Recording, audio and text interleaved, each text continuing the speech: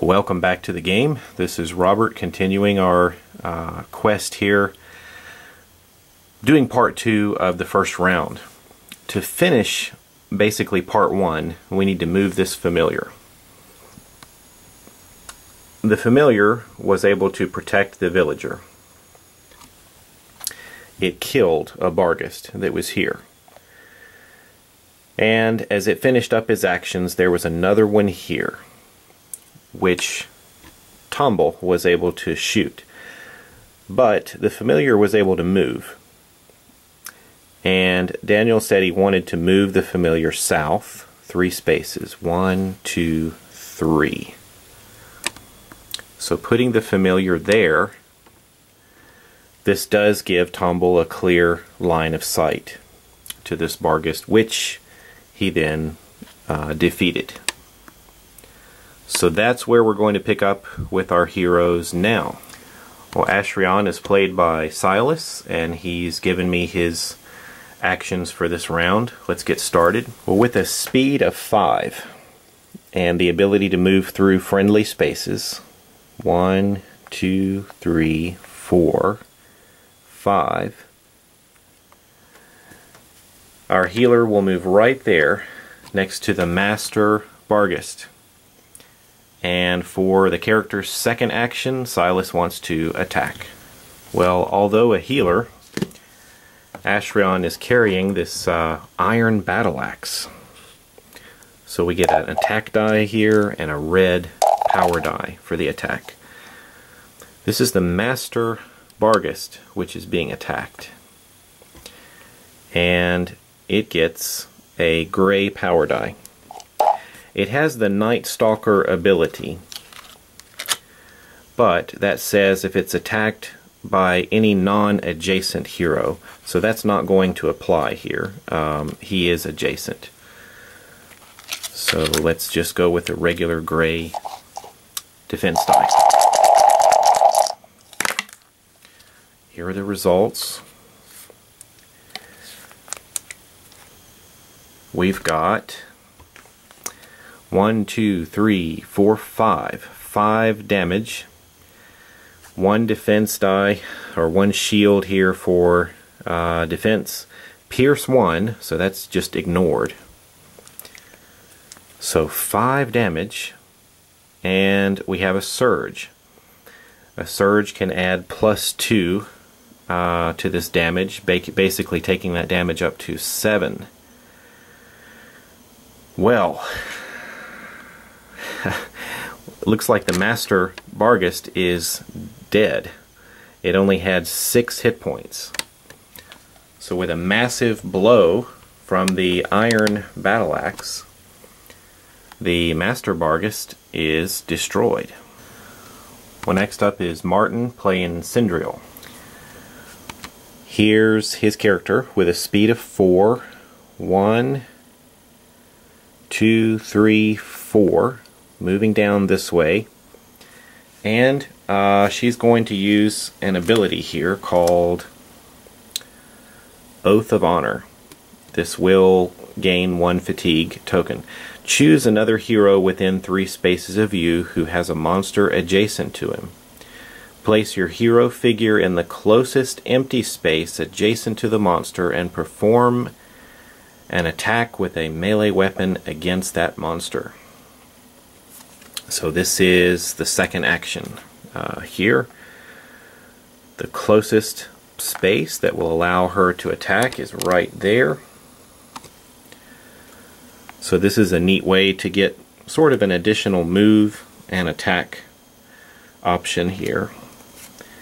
So there we go, we're going to make the attack now. Just re-evaluating the movement here.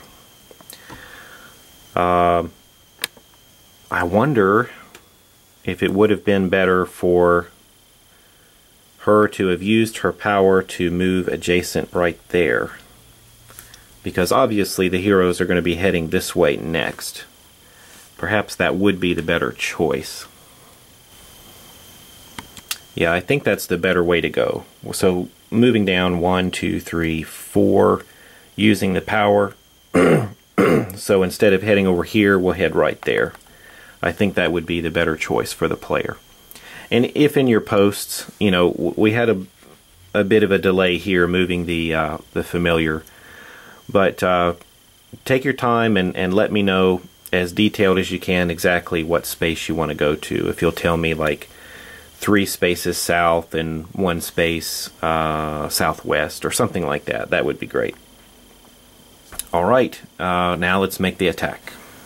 So there it is, Oath of Honor, 1 fatigue gained. Iron Longsword, using the blue and red, and this is a minion, 1 gray defense die. Let's see what we've got. Well, we've got 2 defense, which is not bad. That will cancel those. And then basically allow for a hit of 1 damage. Alright, no surges on the roll, just simply 1 damage. So 1 damage is going to go on this monster.